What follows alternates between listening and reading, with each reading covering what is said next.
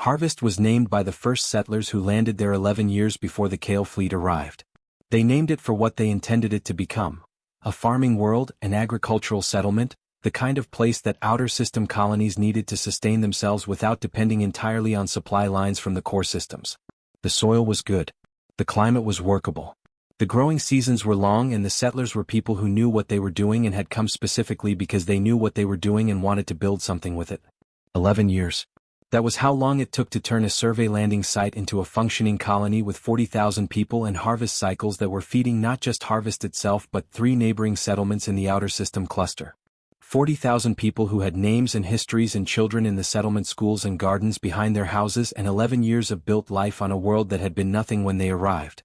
The colony's administrative center was a 2-story building in the main settlement with offices for the colonial coordinator, the agricultural management board, the medical service, and the communications relay that kept Harvest connected to the rest of human space.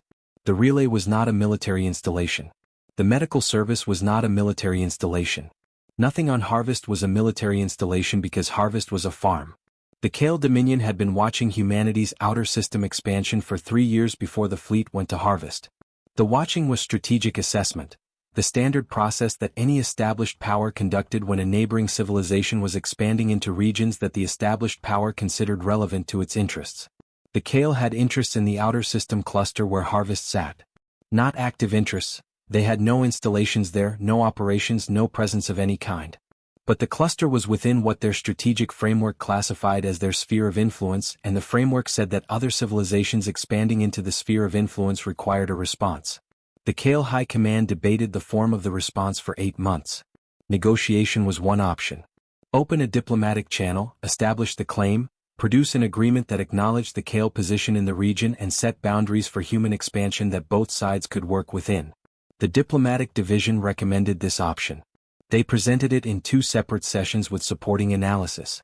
The strategic command overruled it both times. Negotiation produced agreements that required ongoing management and were subject to revision, and created a relationship of mutual recognition that implicitly acknowledged the other party's standing. The Kale strategic framework had a strong preference for clarity of position, for communications that established the hierarchy of interests in a region without ambiguity and without the ongoing complexity of a negotiated relationship. A demonstration was cleaner. The logic was understood by everyone who reviewed the strategic assessment. Choose a target that was undefended and clearly within the contested region. Apply force in a way that was unambiguous in its message. Allow the target's elimination to communicate what a negotiated agreement would have taken months to establish through dialogue, that the Kale Dominion's sphere of influence had real meaning and that expanding into it without acknowledgement had real consequences. Harvest was selected because it was the largest human settlement in the cluster and its size made it the clearest possible communication. A small outpost could be explained away. A 40,000-person colony could not. The fleet that arrived at Harvest was not the Kale's largest or most capable force. It was sized for the operation, sufficient to complete the task efficiently and to do so quickly enough that no response could be organized before the operation concluded. 4 hours. That was how long the Kale fleet spent at Harvest. The colonial coordinator, a man named Bill Traeger who had been on Harvest since the first landing 11 years ago and who had built the administrative center with the first construction team, sent an emergency transmission to the nearest human relay station 12 minutes after the Kale fleet entered the system. The transmission was received.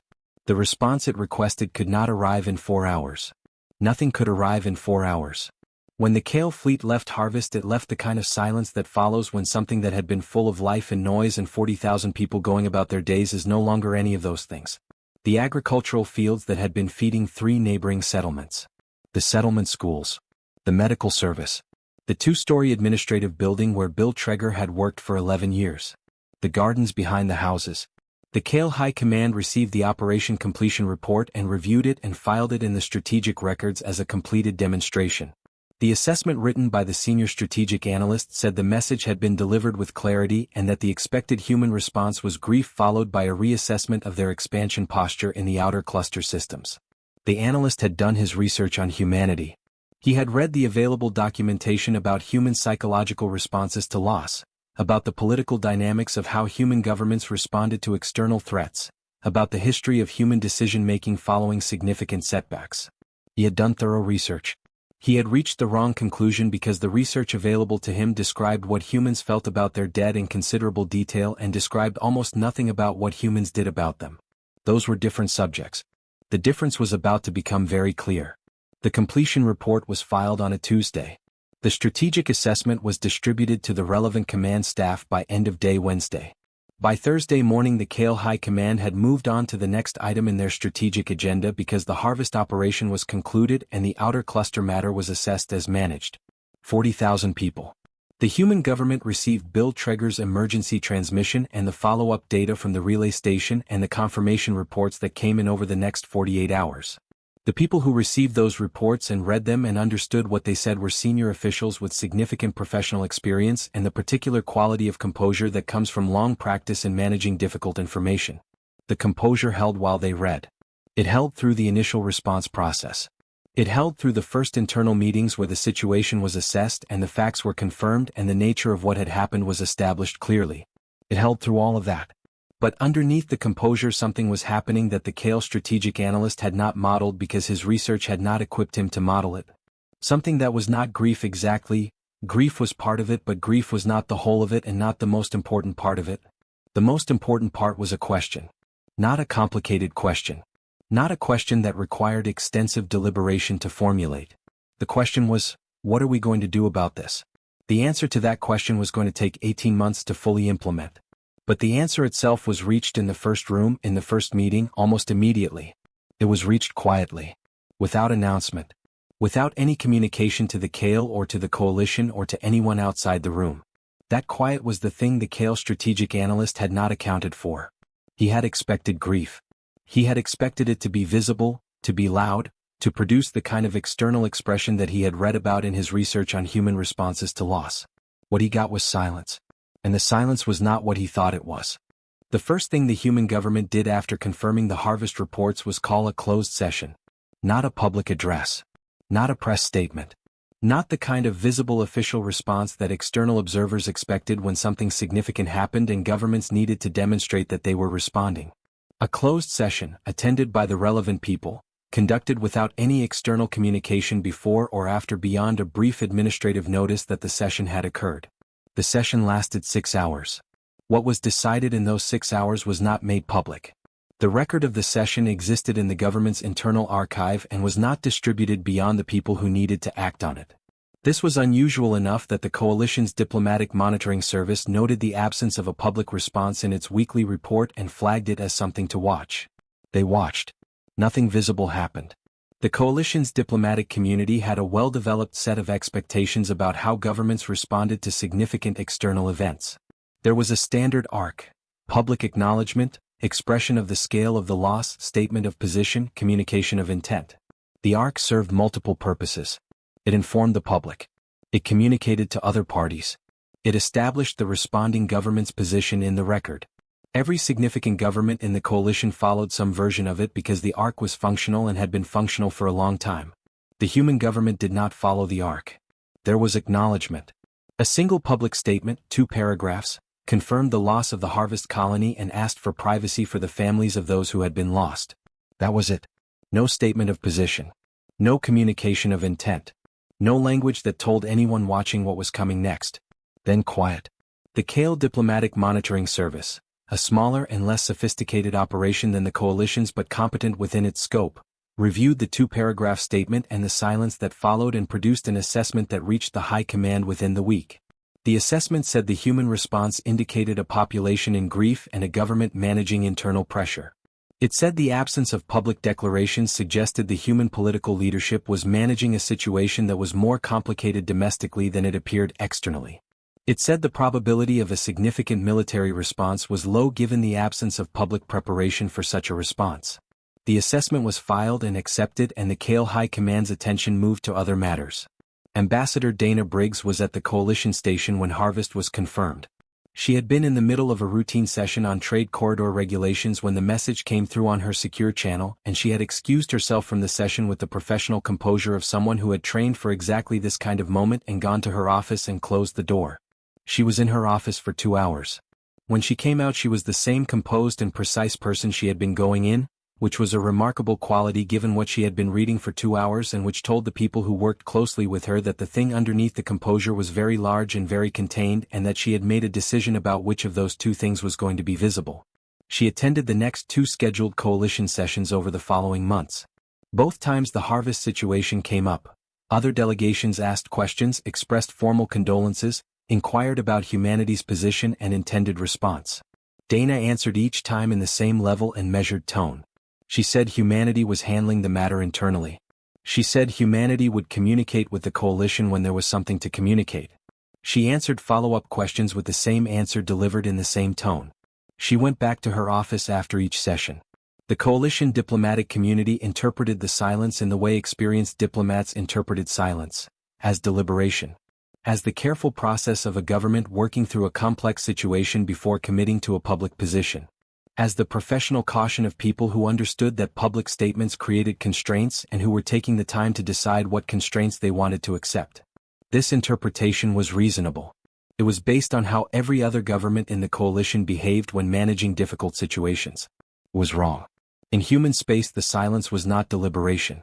The decision had been made in the 6-hour session in the first week, and it had not required 18 months of deliberation because it had not been a complicated decision. What required 18 months was not deciding, it was building. The human shipyards were not quiet. They were the opposite of quiet. They were running at a capacity they had not run at since the expansion period 40 years ago when humanity had been building the infrastructure of its colonial network and had thrown every available resource at the project for a decade. The manufacturing facilities were the same. The research divisions. The logistics networks. The training programs. The planning departments that produced the detailed operational frameworks that large-scale military actions required, the kind of planning that could not be rushed without producing outcomes that were less than complete, and humanity was not interested in outcomes that were less than complete. A junior analyst at the Coalition's Intelligence Monitoring Service named Tom Garrett had been tracking human industrial output data as part of his standard portfolio. Tom was 28 years old and had been in his role for 3 years and was considered thorough and reliable by his supervisors, though not yet seasoned enough to be given the high-priority accounts. Human space was a medium-priority account. Not because it was unimportant but because the expectation was that it would not produce anything that required urgent senior attention. Tom looked at the output figures in month 3 and wrote a note in his log that said the numbers were elevated beyond what normal industrial variation accounted for and that the elevation appeared to be consistent across multiple facility types simultaneously.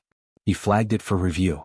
The flag sat in the review queue for 2 weeks and was then cleared by a senior analyst who noted in the clearance record that elevated human industrial output following a significant national loss was consistent with the known human pattern of responding to crisis with increased economic activity and did not require escalation. Tom accepted the clearance and continued monitoring. In month 7 he wrote another note. The elevation was not decreasing. In normal crisis response patterns, the initial surge in economic activity tapered as the immediate crisis response stabilized. The human figures were not tapering. They were holding at the elevated level with a consistency that, Tom wrote, suggested the activity was directed rather than reactive. He flagged it again. This flag also cleared without escalation. Month 11. Month 14. Tom's notes were getting longer and more specific. He was cross-referencing the industrial output data against known facility types, and the cross-reference was producing a picture that he was not comfortable with and that he wrote up in a formal report that was 3 pages long and that he submitted through the standard reporting channel on a Friday afternoon. The report reached a senior analyst on Monday. The senior analyst reviewed it and noted that it was thorough and that the pattern Tom had identified was interesting and that it should be included in the next quarterly human space assessment. The quarterly assessment was due in 6 weeks. The Kale fleet crossed the border 4 weeks later. Dana Briggs was in her office when the first reports came in.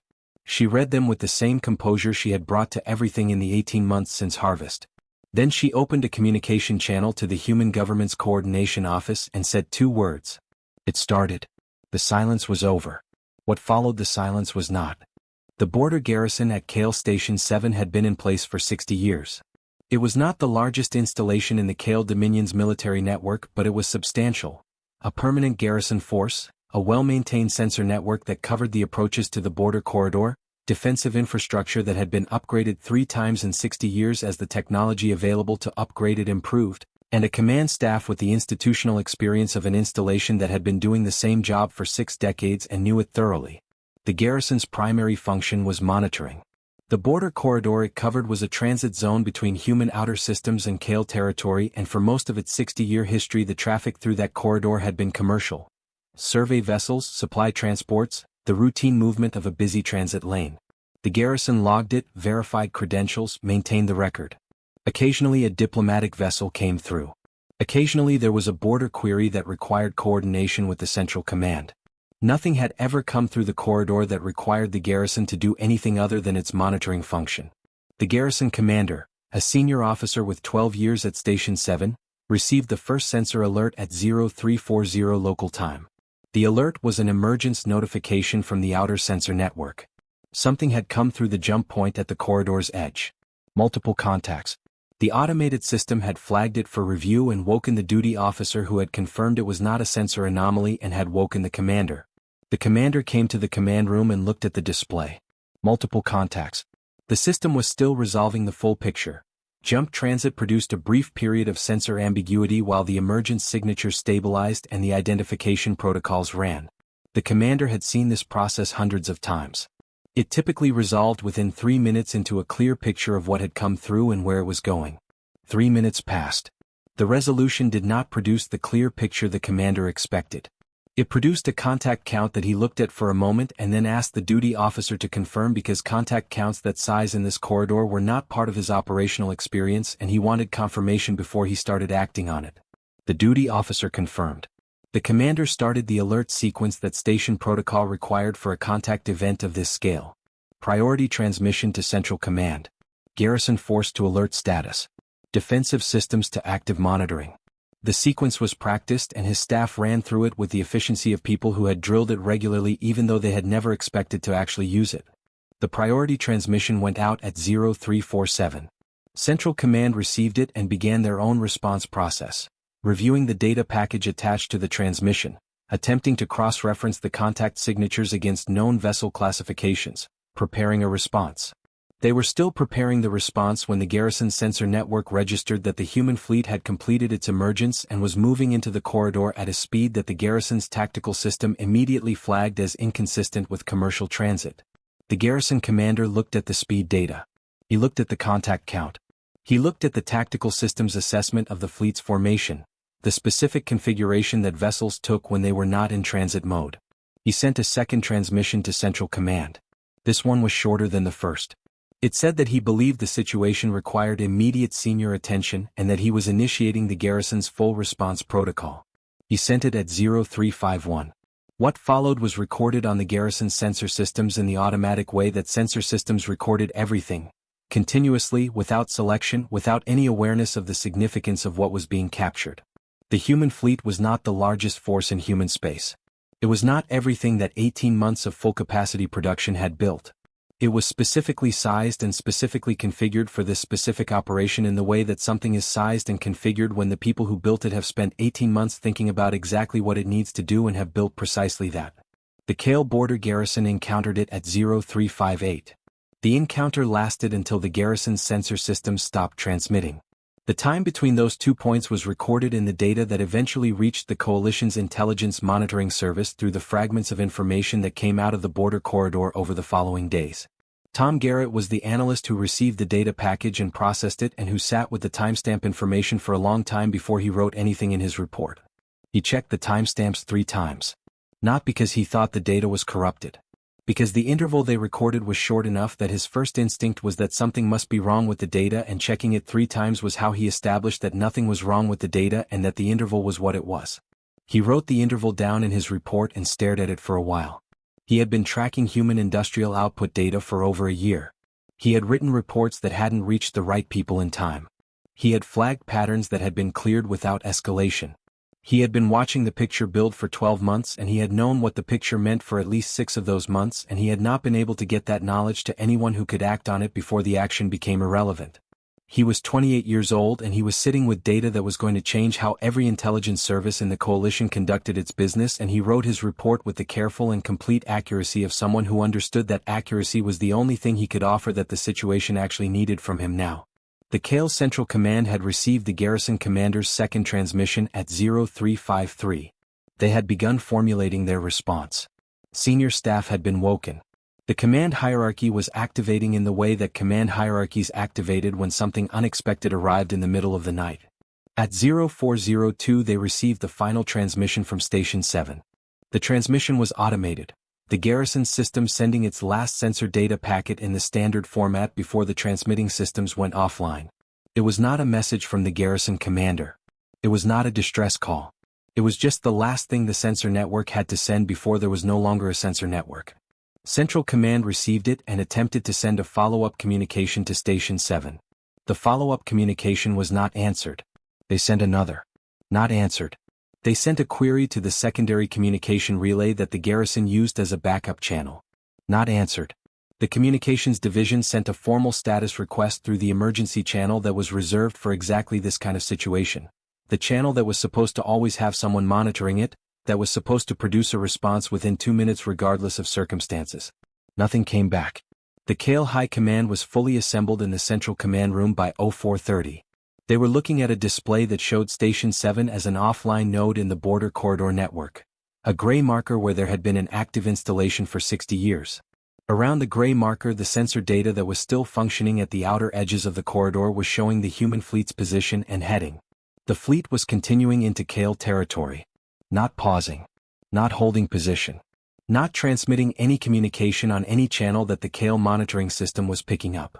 Moving with the steady and deliberate pace of something that knew exactly where it was going and had no uncertainty about whether it was going to get there.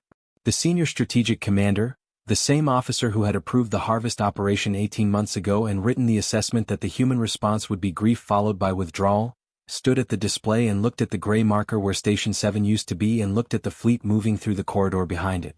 He had written that the human response would be grief followed by withdrawal. He had been wrong about the grief in the sense that grief was not what had been in the silence. He had been wrong about the withdrawal in the sense that the opposite of withdrawal was what was currently moving through his border corridor at a speed and in a formation that his tactical staff were telling him they had no established response framework for. He looked at the display for a long time. Then he started making decisions because making decisions was what he was there to do and the situation required decisions regardless of how the situation had come to exist. But the decisions that were available to him at 0430 were different from the decisions that had been available at the meeting where harvest was approved, and that difference was the thing that the silence of the past 18 months had been building toward. The human fleet moved deeper into Kale territory. Still not transmitting. Still moving at the same steady pace. Still heading somewhere specific according to a plan that had been 18 months in the making and that was now in its implementation phase, and that was not going to stop because a border garrison had transmitted a priority alert or because the Kale High Command was awake and assembled. It had never been going to stop for those reasons. Tom Garrett had been at his desk for 36 hours straight when his supervisor told him to go home and sleep. He didn't go home. He went to the break room, slept on the couch for 4 hours, came back, and was at his desk with coffee before his supervisor arrived in the morning. His supervisor looked at him and made a decision that experienced supervisors sometimes made, that the argument about rest was not worth having when the person you were arguing with was the only analyst in the building who had been tracking this specific situation for 14 months and whose institutional knowledge of the data was currently irreplaceable. She let it go. Tom's team had grown. In the first week after the border crossing he had been a junior analyst with 1 assistant. By day 5 he had 4 people supporting him. By day 10 he had a full team of 8 and a dedicated display room and the attention of people senior enough that his reports were now reaching the desks they needed to reach within hours instead of sitting in queues for weeks. The attention had arrived too late to change what was happening. But it was there now and he used it. The coalition had no assets inside Kale territory. That was the fundamental constraint of everything Tom's team was working with. They were building their picture from the outside, from what they could observe at the borders and through the fragments of information that escaped the Kale communication network before those network nodes went offline. Refugee vessels. Border-adjacent sensor readings. Intercepted communications from Kale civilian channels that were not encrypted because civilian channels never expected to carry information that anyone was monitoring for strategic intelligence. The picture that emerged from those fragments was incomplete. It would always be incomplete. But incomplete pictures still had shape and Tom was very good at reading shape. Day 1 the border garrison at Station 7 went offline and the fleet moved into the first corridor of Kale territory. Day 3 2 additional border installations went offline. Not simultaneously, sequentially, in an order that Tom mapped on his display with markers and then looked at for a long time. The sequence was not random. It followed the network topology of the Kale border communication system, the order that would systematically remove each node's ability to communicate warnings deeper into Kale territory before the next node was addressed. Tom wrote in his Day 3 report that the sequencing indicated a detailed prior knowledge of the Kale border communication architecture. He wrote that this level of intelligence had either been developed over a long period or had been obtained from a source with direct access to the Kale network documentation. He noted both possibilities and said he could not determine which from available data. He flagged the report as priority. This time it reached senior staff the same day. Day 5 the progression moved to the first interior systems. The Kale communication network, a complex infrastructure of relay stations and command nodes that the Dominion had built over 200 years to connect its territory, began losing nodes in the same systematic sequence that the border phase had established. One at a time. In an order that Tom was starting to recognize as following a specific logic. He pulled the available data on the Kale network topology, public navigational information, trade route documentation, the accumulated fragments of intelligence about Kale infrastructure that the Commission had gathered over decades. He overlaid it on his display against the sequence of offline nodes. The sequence was following the network's redundancy architecture. Not taking out the most obvious nodes first. Taking out the nodes that served as redundant backups for the primary communication pathways. The primary pathways would become isolated when their backups were gone. Then the primary pathways would be addressed. Tom sat with this for a while. Then he wrote in his Day 5 report that whoever had planned this operation had a complete map of the Kale communication network's redundancy architecture and had built the operational sequence around eliminating that redundancy before addressing the primary infrastructure. He wrote that this level of planning indicated a preparation period of significant length. He thought about the 14 months of industrial output data he had been tracking. He thought about the flags he had raised that hadn't reached the right people. He thought about what 18 months of full capacity preparation looked like when it was executed by people who had used every one of those 18 months to build not just the capability but the knowledge to use it precisely. He went back to his display and updated his map. Day 7 he told his team at the morning briefing that he was going to start predicting the next node to go offline before it happened. Not as a demonstration of analytical ability. As a testing methodology. If his model of the operational sequence was correct, then his predictions would be correct. If his predictions were correct, then the model was correct. If the model was correct, then it could be used to produce a more complete picture of what was happening inside Kale territory than the fragment-based reconstruction allowed. His team looked at him with the expression of people who understood what he was proposing and thought it was either very smart or very optimistic. Day 9 Tom's prediction was correct. Day 10 it was correct again. Day 11. Correct. He stopped explaining the methodology to his team after Day 11 because the methodology had proven itself and what it was producing was more important than how it was producing it. He also stopped using the word engagement in his reports on Day 9. The word engagement implied a contest. Two sides with capabilities and intent and the interaction between them producing an outcome that neither side fully controlled because both sides were actively shaping it. The word carried the assumption of genuine two-sidedness. Tom's data did not support that assumption. What his data supported was a progression. One side moving through a defined sequence according to a prepared plan. The other side responding. But the responses, what he could reconstruct of them from the fragments coming through the border sensor data and the civilian communications, did not appear to be changing the sequence. The Kale Dominion had defensive infrastructure. It had command redundancy. It had 200 years of institutional depth and the military capability of an empire that had held significant territory for a long time. The progression moved through all of it at the same steady pace. He used the word progression in his reports from Day 9 onward. His supervisor read the first report that used the word and came to his desk and asked him if he was certain about the framing. He said he was. She looked at the display behind him where his map of the Kale network was showing the offline nodes accumulating in their predicted sequence, and she looked at it for a while and then said to keep reporting what the data showed. He kept reporting what the data showed. The senior coalition diplomatic staff were receiving his reports now along with the intelligence assessment team. Ambassador Dana Briggs received the daily summary version that her staff prepared from Tom's detailed reporting. She read each one with the complete and focused attention she brought to everything and said nothing publicly about what she was reading. She made 2 notes in her personal log across the 72 days. The first was on Day 12. It said they planned this completely. Every piece of it. 18 months and they planned every piece. The second was on Day 41. It said, nobody is going to look at us the same way after this. We need to think carefully about what that means. The Kale Dominion was not small. Tom's team had been clear-eyed about this in their baseline assessment, and they stayed clear-eyed about it as the progression continued. 200 years of territorial history. Significant military depth. The kind of institutional resilience that empires developed when they had survived challenges over long periods. The progression moved through it anyway.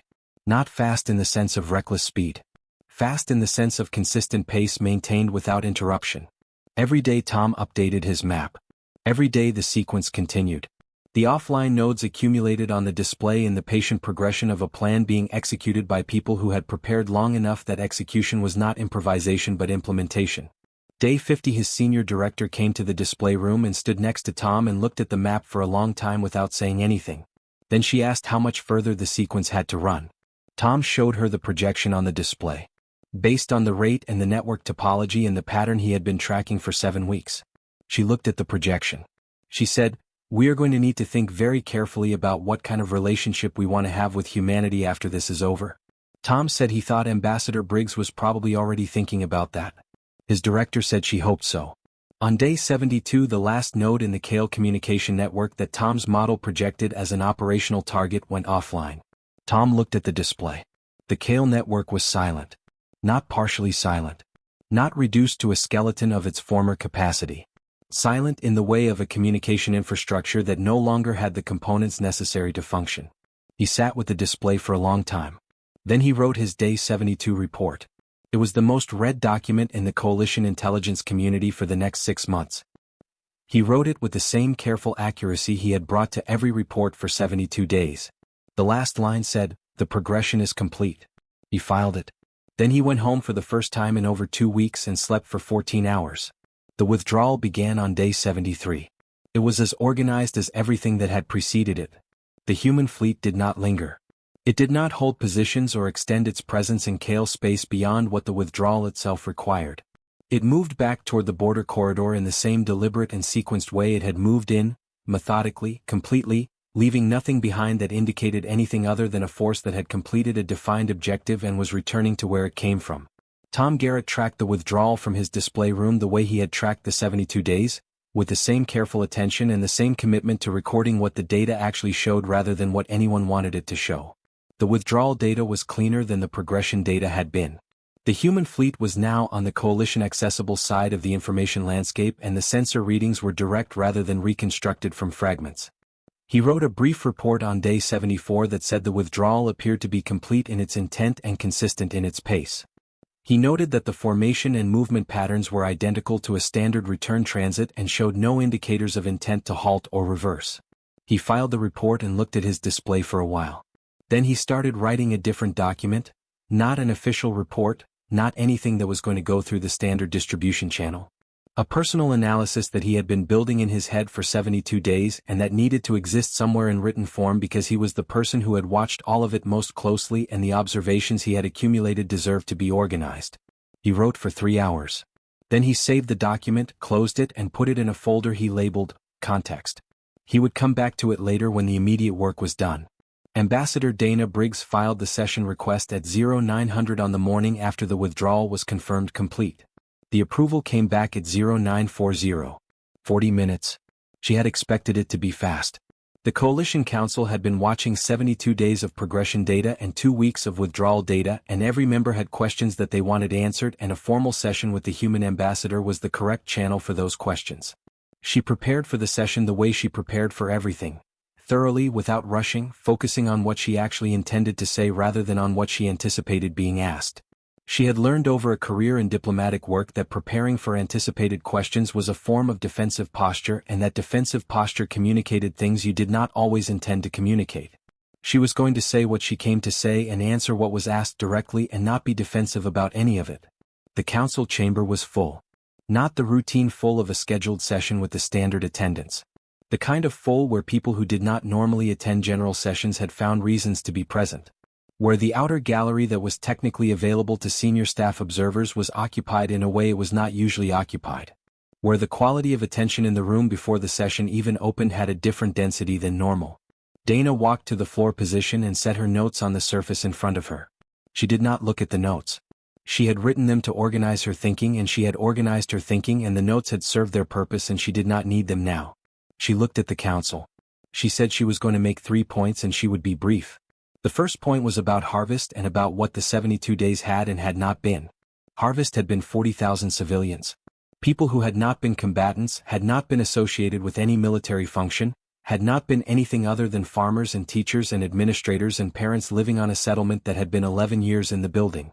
Humanity's response across 72 days had been directed exclusively at Kale military installations, command infrastructure, and operational systems. Not one civilian population center had been targeted at any point. Not one. She said this not as a moral argument but as a factual statement that she wanted in the record clearly and completely because the record mattered and clarity mattered and she intended both to be unambiguous. She let that land for a moment. The second point was about territory. Humanity had no interest in Kale space. The withdrawal was complete. It was permanent. Humanity had not gone into Kale territory to take anything or hold anything or establish any presence. It had gone in for a defined purpose and the defined purpose was complete and it had left. The withdrawal data that the Coalition's monitoring services had been tracking confirmed this and she was confirming it verbally and officially for the record to accompany the data. Third point. Humanity considered the matter closed. Not open for further discussion. Not subject to ongoing diplomatic process. Not a situation that required additional sessions or working groups or the extended management that complex diplomatic situations often required. The matter that had begun at Harvest 18 months ago had been addressed and it was closed and humanity was ready to return its full attention to its coalition membership and its relationships with member species and the normal business of being part of the galactic community. She thanked the council for the session. She picked up her notes from the surface. She walked to the door and went through it. The door closed behind her. The council chamber was quiet. Not briefly quiet. The sustained quiet of a room that has received something it is going to be processing for a long time and is only in the first moments of that processing. Every member present was sitting with the 3 points in the specific way you sat with things that were simple on the surface and large underneath. The Oresi senior ambassador had been in his council role for 22 years. He had sat in this chamber for significant moments before. He had heard statements that changed things. He had a well-developed sense of what weight felt like when it arrived in a room. He sat with the weight for a while. Then he said what he was thinking because he was the senior member present and saying what the room was thinking was part of what the senior member present did. He said, "We have spent years operating from an assumption about humanity. The assumption was that they were a developing power. Still finding their place.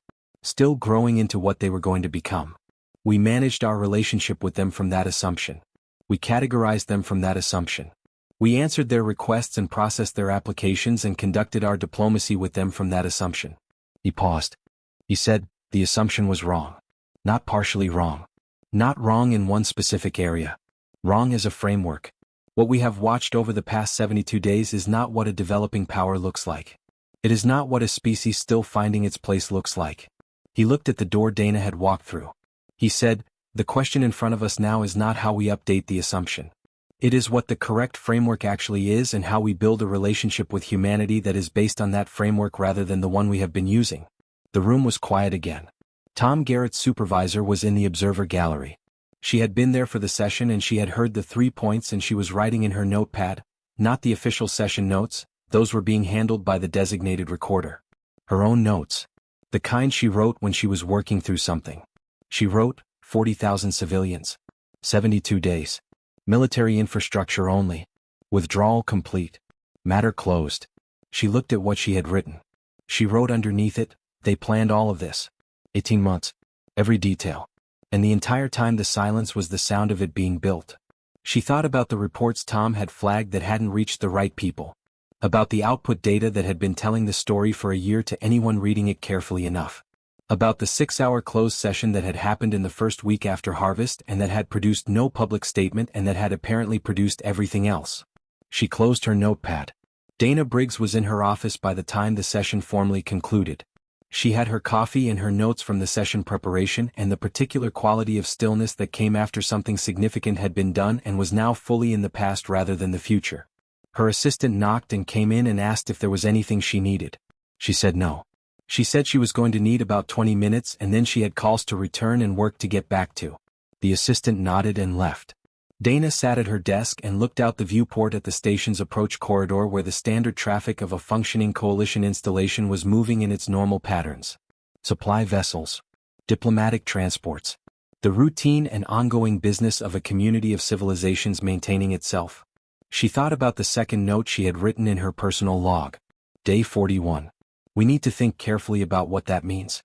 She had been thinking carefully about it for 31 days since then. She had a clear picture of what it meant and what it was going to require and what kind of diplomatic work the next years were going to involve as the coalition recalibrated its understanding and humanity navigated what it meant to be understood accurately rather than from a framework that had always been wrong. It was going to be significant work. She picked up her coffee. She was ready to do it. In the Kale Communication Network, the silence continued. It would continue for a long time. The infrastructure that the network had been built on was not gone in the sense of having been destroyed beyond recovery. The Kale had the knowledge and the resources to rebuild it. But rebuilding took time, and the silence in the meantime was complete in the way that things were complete when something had been done thoroughly by people who had planned it thoroughly. Tom Garrett was back at his desk. The display that had shown the progression for 72 days was showing the withdrawal confirmation data and the post-operation border corridor status. Clean data. Organized. The picture of something that was done. He opened the context document he had started 3 days ago and read what he had written. Then he kept writing. He wrote for a long time. He thought he owed the record the most complete and honest account he could produce of what he had watched from the outside for 72 days. Not for any official purpose. Because something significant had happened and he had been one of the few people positioned to watch all of it, and the watching had produced knowledge, and knowledge should be recorded. He finished the document 2 days later. He saved it. He put a copy in the archive under his analyst ID. He titled it simply, 72 Days. He thought that was enough. The title said what needed to be said. The silence in Kale space said the rest.